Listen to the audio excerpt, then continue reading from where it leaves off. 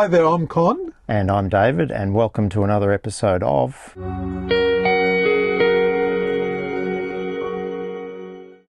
Okay, Con, so we're going to put our Betacam tapes away. We've just done a batch there, but we thought we'd talk about something different today, another format, 1 inch. Wow, 1 inch. I haven't seen 1 inch in quite a while. It's new territory for me, but it's an interesting one. And this is another one where these things, if you have these tapes, you probably should consider very seriously about transferring them, because these are getting old as well. Yep.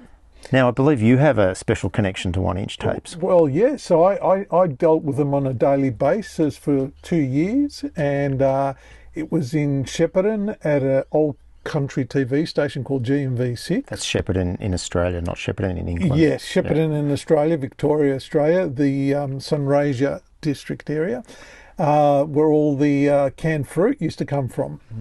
I was a videotape operator there for 2 years, and we used to dub a lot of 1 inch spot reels over to our 2 inch cart machine, the RCA, I forget the model number, but These were the money makers for the TV station, weren't they? It certainly was. And this format came after quad 2 inch tape, didn't it? Yeah. They then reduced it to 1 inch.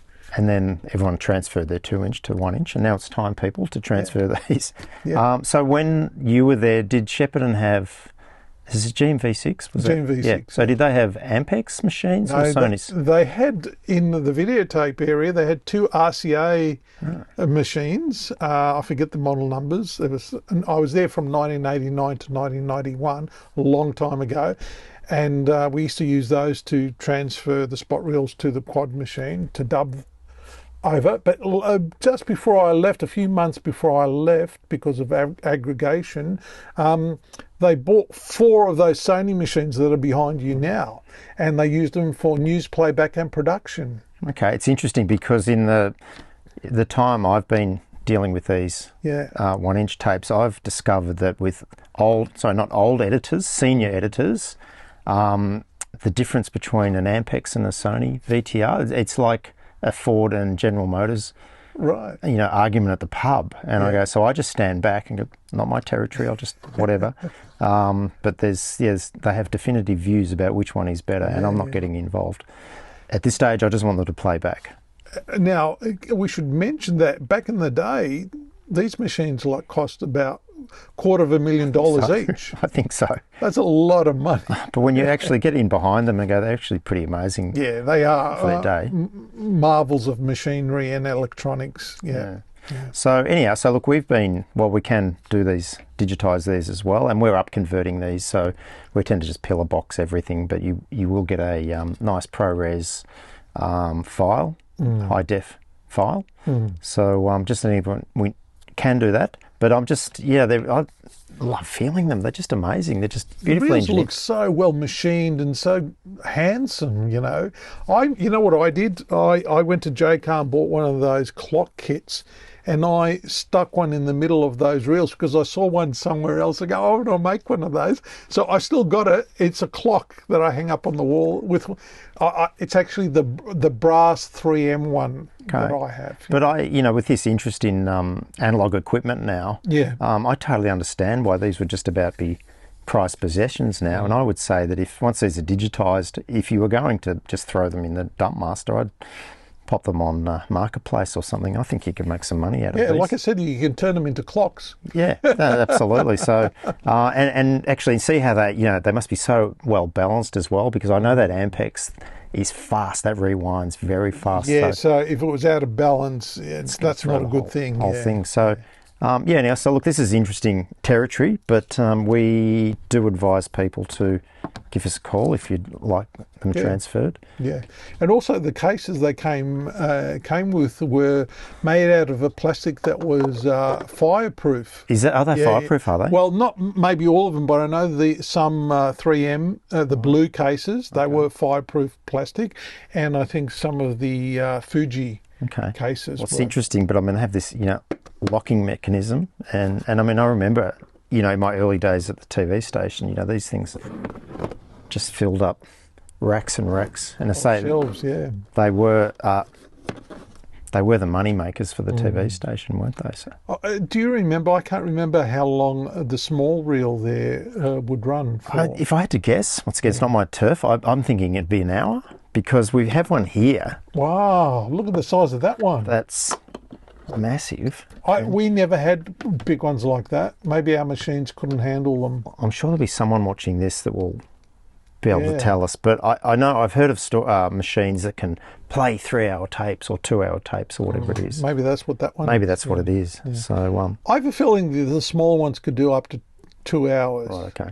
But I could be wrong. But, okay. Yeah. Well, please comments. Yeah, if anyone knows, please let us know. As I say, I'm just the camera guy. I'm not the technical guy. So we've got some videos you took of these machines at work. Should we show people? Absolutely. Yeah. Let's have a look. So this is a recent dub you undertook, and look at the beautiful machine. They're very noisy, which is why we can't have them switched on. I'm loving the waveform and vector scope there, and the barcode monitor. All like when broadcast standards meant something, that's what. Why these monitors and waveform monitors, vector scopes existed to maintain objective measurement of the video signal. Because I didn't understand when I'd hear quotes like, "Oh, our commercial's been rejected. It wasn't legal." I go, "Well, it can't be that hard." But yeah, it is. It's important. Yeah. Apparently, if you had anything over 1 volt on the waveform, over 100% IRE, it could blow the transmitter. So that's why they were very anal about maintaining everything legal within 100 to 0. But these days, or for a long time, they had something that automatically clamps the signal, so that could never happen. Yeah. Okay. But it is interesting that all these years later, pulling these tapes out, and they had such high technical standards. What may happen to some of these, if they haven't been stored properly, they may need warming up, baking. Oh, yes. But when we put them on the machines, it's just great because there were these procedures, and a lot of these tapes were transferred from 2-inch to 1-inch. Yes, so they're already a generation down. Yeah, but just working in this space, because sometimes even with, some of the news footage, which I can say sometimes we didn't even have time to put, 10 seconds of colour bars down, for the editors to calibrate. So now we've got another video here which shows. I think we might let this one slip because I thought we might have discovered gold with the Barbara Streisand concert. Yeah. I thought maybe we found some long lost tape, and so this is 1974. Wow. It was marked on the tape. Yeah. So I jump onto the internet and check. It's like, no, it was actually filmed. It's in 1967 or something in Central Park in colour. Wow. So that's Barbara Streisand. It is. Wow. So I think we're okay because the actual colour concert is, I think it's on her website. But look, it was great for the exercise, and black and white has a certain amount of nostalgia to it. Because if this is 1974, Australia didn't get... 1 year before colour came to Australia. Yeah. So I've looked at the colour version on the internet, and it does look good. But like I said, certainly watching black and white TV brings back memories as a kid. So well, that's fascinating. And I must say, just to remind people that this is still standard definition. Correct. Yep. But this was like the pinnacle of quality for standard definition. I did some transfers a few years back, and I was still amazed at the quality that came out of that machine. We recorded it to ProRes on an external recorder, but I was still amazed. But you can understand why, because look at the size of the machines and all the boards and all the processing. It's not a VHS machine. I know, and I think when we record the best possible codec we can, and I'm sort of confident. Like AI, I know it's a buzzword or buzz acronym at the moment. Yep. We don't use it we don't have virtual sets. Everything's real here. Our voices are real. We're real, which is a bonus on YouTube these days. But I do wonder because I experiment with AI with stills, enhancing stills and reducing noise, etc. Bringing back faces. But I do wonder, as the the AI models get better, what they will actually be able to do. We're getting into well, not so much generative AI, but maybe enhancing AI or something. So we're doing our best now, and I think it's the best we can do. Well, certainly AI can't tell the stories we can tell. No, I know, but it would be good if they could just enhance these slightly. Yeah. So, yeah. Well, another fascinating exploration of old technology, broadcast technology. And another format. There's more to come. Please, before we go, like and subscribe to our channel.